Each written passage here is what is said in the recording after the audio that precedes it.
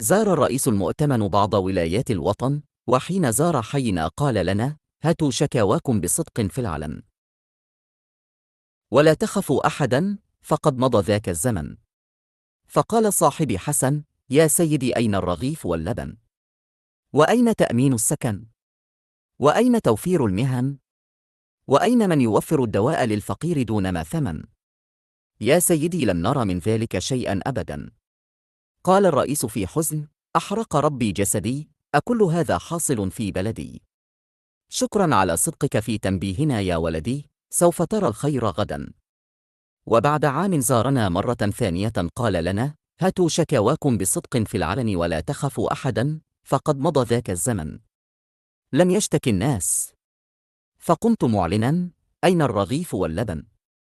وأين تأمين السكن؟ وأين توفير المهن؟ وأين من يوفر الدواء للفقير دون ما ثمن؟ معذرة يا سيدي، وأين صاحبي حسن؟